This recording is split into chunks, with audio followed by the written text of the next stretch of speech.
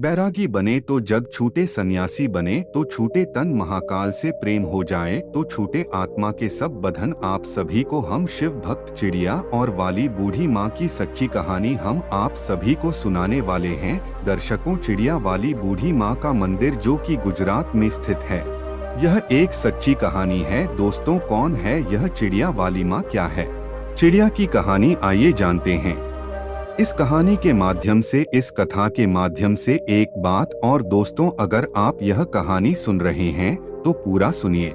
इस कथा को आधा अधूरा छोड़कर जाने की गलती मत करिएगा, क्योंकि इस पवित्र कथा को आधा अधूरा छोड़ने से आपको पाप भी लग सकता है।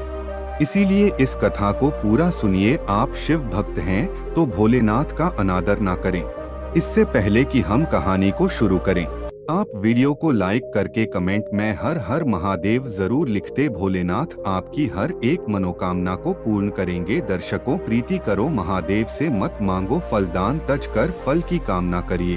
भक्ति निष्काम। एक गौरैया पक्षी का जोड़ा एक बड़े से शिव मंदिर में उसके पास स्थित पेड़ पर रहा करती थी, और उस शिव मंदिर में जब भी सुबह शाम पूजा पाठ होती थी, जब भी आरती होती, तब तक वह दोनों बच्चे और दोनों चिड़िया उस मंदिर में आते हैं और भगवान शिव का आराधना करने लगते और घंटों घंटों बैठे महादेव की भक्ति में लीन रहते। इतनी भक्ति करते हैं, निराधार भक्ति करते हैं कि उन्हें अपने तन मन का अगल बगल के होशो हवास का कोई पता नहीं रहता।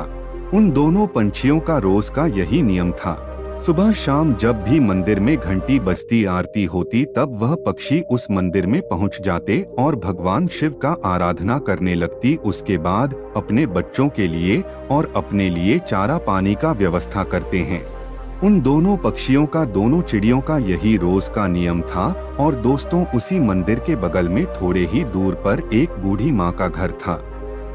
उस बूढ़ी माँ को कोई संतान नहीं थी। उनके आगे पीछे उनका देख रेख करने वाला उनका कोई नहीं था। वह अकेले अपना जीवन व्यतीत कर रही थी और उस बूढ़ी माँ को पक्षियों के प्रति बड़ा लगाव था। वह चिड़ियों को, पक्षियों को बहुत प्रेम किया करती थी। उनके लिए रोज नित्य प्रति अपने घर की छत पर पानी, दाने, यह सब चीजें डाला करती थी। उस बूढ़ी माँ का यही काम रोज का था, और वह दोनों चिड़िया उस बूढ़ी माँ के छत पर आते हैं और आसानी से दाना चुगते, खाते पीते और उसमें से कुछ अपने बच्चों के लिए अपने साथ ले जाते हैं। इसी तरह उनका जीवन व्यतीत हो रहा था। उस बूढ़ी माँ के कारण उन चिड़ियों का पेट भर रहा था और साथ ही वो पक्षी आराम से निश्चिंत होकर भगवान शिव का आराधना कर पा रहे थे। अब इसी तरह दिन गुजर रहे थे। एक दिन की बात है, वह बूढ़ी माँ बीमार हो जाती है। वह अपने बिस्तर पर पड़ जाती हैं। उनका बहू बेटा तो कोई था नहीं कि उनका उपचार करते, उन्हें दवाई वगैरह लाता। बूढ़ी माँ बिना दवा के इसी तरह बिना सेवा बिस्तर पर पड़ी रहती। अब वह अपनी छत पर दाना पानी नहीं डाल पा रही थी।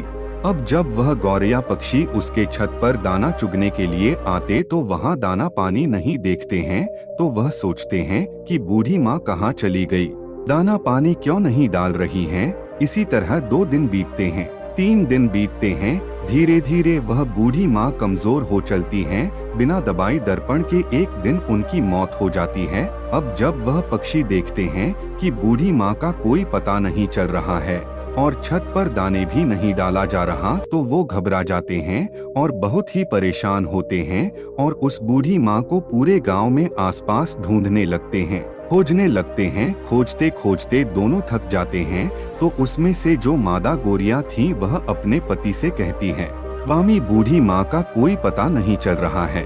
बूढ़ी माँ कहाँ चली गई? वह हमें दाना पानी दिया करती थी और अन्य पक्षियों का देखरेख किया करती थी। वह कहाँ गई? हमने इतना उन्हें ढूंढा, लेकिन वह मिली ही नहीं। अब हम क्या करें? उस गौरैया का पति कहता कि प्रिय, हमने हर जगह बूढ़ी माँ का तलाश किया, बूढ़ी माँ कहीं नहीं मिली। एक जगह हमने उन्हें नहीं देखा, उनके खुद के घर में। उनके खुद के घर में जाकर देखना चाहिए, शायद वह बीमार तो नहीं।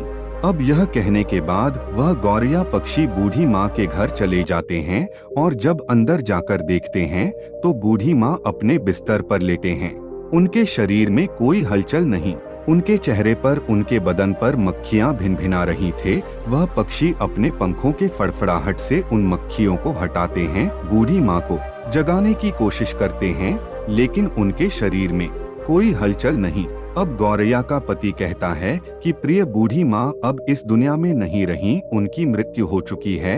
यह देखने के बाद दोनों पक्षी बहुत ही निराश, बहुत ही उदास होते हैं। उन्हें बड़ा ही दुख होता है। अब उन्हें दाना चुगने के लिए दूर दूर जाना पड़ता है। इसी तरह शाम हो जाती है। शाम को जब मंदिर का घंटा बजता है, आरती होने लगती है भगवान शिव का, तब वह दोनों पक्षी मंदिर में पहुंचती है और एक पैर पर खड़े होकर भगवान शिव का निराधार भक्ति करने लगते हैं। उनका जप करने लगते हैं। 1 घंटा बीतता है, 2 घंटा बीतता है। इसी तरह बहुत लंबा समय बीत जाता है। इसी तरह बिना खाए पिए लगातार महादेव का भक्ति करते रहते हैं। ऐसे करते करते 1 महीने बीत जाते हैं। उन पक्षियों ने महादेव का भक्ति करना छोड़ा नहीं, महादेव का भक्ति करते रहे।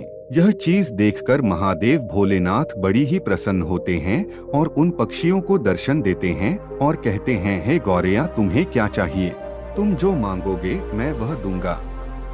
मैं तुम्हारी भक्ति से, इस अखंड भक्ति से बड़ा ही प्रसन्न हूँ। छोटी सी जान होते हुए तुमने अपनी क्षमता से बाहर भक्ति किया है, इसलिए मैं बहुत ज्यादा प्रसन्न हूँ। तुम जो मांगोगे मैं तुम्हें दूंगा। तब गौरैया ने कहा, हे प्रभु, हमें कुछ नहीं चाहिए, हमें बस एक चीज चाहिए। आप हमारी उस बूढ़ी माँ को, उस पुण्यात्मा को फिर से हमें लौटा दीजिए, उन्हें जीवित कर दीजिए, बस हम यही चाहिए। भोलेनाथ ने कहा है, पक्षियों, यह सृष्टि का नियम है। अगर जो मर जाता है वह कैसे जीवित हो सकता है? यह सृष्टि के चक्र में कैसे बाधा बन सकता है? तुम और कुछ मांग लो। तब उस चिड़िया ने कहा, नहीं भोलेनाथ, हमें कुछ नहीं चाहिए, हमें बस हमारी बूढ़ी माँ चाहिए और कुछ नहीं। आप हमें बूढ़ी माँ वापस कर दीजिए। तब भोलेनाथ ने कहा, पक्षियों, अब वह बूढ़ी माँ का शरीर गल चुका है, उसमें से कीड़े निकलने लगे हैं, उनका शरीर क्षत-विक्षत हो गया है। मैं उन्हें कैसे जीवित कर सकता हूँ? उनका शरीर ही ठीक से नहीं रहा तो उसने प्राण कैसे होगा? तब वह दोनों पक्षी, दोनों पति पत्नी हट करने लगते हैं और कहते हैं, प्रभु, आपने हमें वचन दिया था कि तुम जो मांगोगे मैं दूंगा, तो प्रभु आप अपने वचन से पीछे हट रहे हैं। हे भोलेनाथ, आप अपने वचन से फिर नहीं सकते। तब महादेव ने कहा, हे पक्षियों, तुम्हारे हट के आगे मैं विवश हूँ और अपने वचन के आगे। अब इस प्रकार भोलेनाथ में और उस बूढ़ी माँ के क्षत विक्षत शरीर को सही किया, फिर उसमें प्राण फूंक दिए। अब इस प्रकार वह बूढ़ी माँ फिर से जीवित हो गई। अब अपने सामने भगवान भोलेनाथ को देखकर वह बूढ़ी माँ भाव विभोर हो जाती है, बड़ा ही प्रसन्न होती हैं। कहते हैं, हे प्रभु, मेरे जन्म जन्म के दुख, जन्मों जन्म के पाप आपके दर्शन मात्र से कट गए। आपने मुझे दर्शन दिया है प्रभु, मैंने ऐसा क्या पुण्य किया था कि आपने मुझे जीवित कर दिया? तब भगवान शिव ने कहा, हे बूढ़ी माँ, तुम्हें मैंने तुम्हारे कारण जीवित नहीं किया है, मैंने तो तुम्हें उन दोनों पक्षियों के लिए जीवित किया है। उन दोनों पक्षियों ने मेरा निराधार भक्ति किया, दिन रात बिना अन्न पानी ग्रहण किए मेरी पूजा की, एक पैर पर खड़ा होकर मेरा आराधना किया। इसी कारण मैंने उन्हें आशीर्वाद दिया। उन्हीं की वजह से तुम आज जीवित हो, इस धरती पर हो। वह पक्षी कोई और नहीं जो तुम्हारे छत पर जो गौरैया पक्षी का जोड़ा रोज दाने चुगने आता है, उसी ने यह भक्ति की है, उसी के कारण तुम आज जीवित हो। अब उस बूढ़ी माँ ने दंडवत प्रणाम किया और फिर भोलेनाथ वहाँ से अंतर्ध्यान हो गए। फिर वो बूढ़ी माँ फिर से छत पर दाने डालने लगी, पानी रखने लगी और वह पक्षी, वह गौरैया पक्षी का जोड़ा उस माँ की छत पर आते हैं और पानी पीते, दाना चुगते। तब उस बूढ़ी माँ ने उनका गौरैया पक्षी से कहा है, पक्षियों, तुमने मुझे जीवन दान दिया है। भगवान भोलेनाथ की आराधना की और अपने लिए ना मांगकर मेरे लिए मांगा।